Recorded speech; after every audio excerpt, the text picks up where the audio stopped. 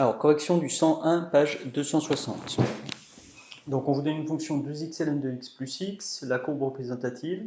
Et première question, il s'agit de montrer que grand f, x carré égale ln de x, est une primitive de petit f. Donc, pour montrer que grand f est une primitive de petit f, ici, on vous propose la primitive, donc il ne s'agit pas de la chercher, il s'agit de montrer que c'est bien une primitive. Donc, on va dériver grand f et on va regarder si on obtient bien petit f. Donc, ici, j'ai un produit, donc ça, je peux dire que c'est du type u fois v, avec u de x qui vaut x carré et v de x qui vaut ln de x. La dérivée de x carré, c'est 2x.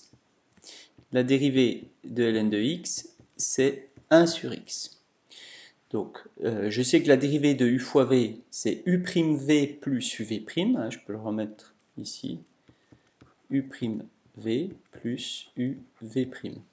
Donc, quand je calcule ma dérivée pour f', ça me fait 2x fois ln de x plus x carré fois 1 sur x.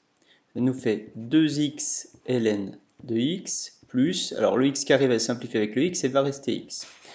Donc au final, j'ai bien obtenu f de x. C'est bien la même chose qu'on avait au départ. Je peux conclure donc f est une primitive de petit f. Voilà.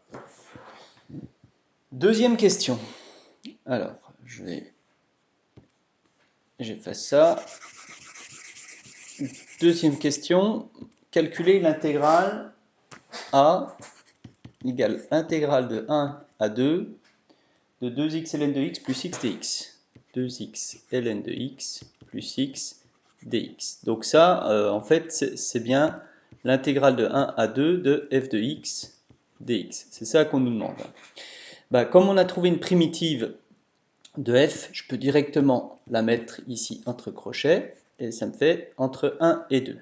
Ça me fait donc f de 2 moins f de 1. Alors l'expression de f de la primitive, on la connaît, c'était x carré ln de x. Donc je rappelle que grand f de x, c'est x carré ln de x. Donc il me suffit de remplacer x par 2, ça fait 2 au carré fois ln de 2, moins 1 au carré fois ln de 1. Alors ln de 1, ça fait 0, et il va donc nous rester 4 ln de 2. Donc j'obtiens, voilà le résultat de l'intégrale. Une valeur approchée à 10 moins 2 près, donc 4 ln de 2, si je le tape à la calculatrice, 4 fois ln de 2, j'obtiens 2,77 à 10 moins 2 près, oui, ça fait 2,77. Alors, donc environ égal à 2,77. Ça, c'est la valeur exacte. Et ça, c'est la valeur à 10 moins 2 près.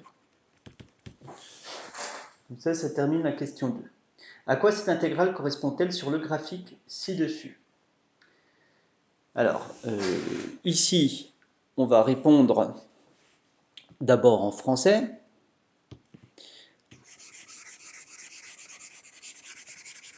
Alors, cette intégrale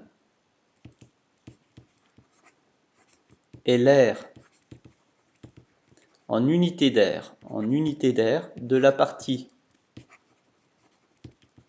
du plan.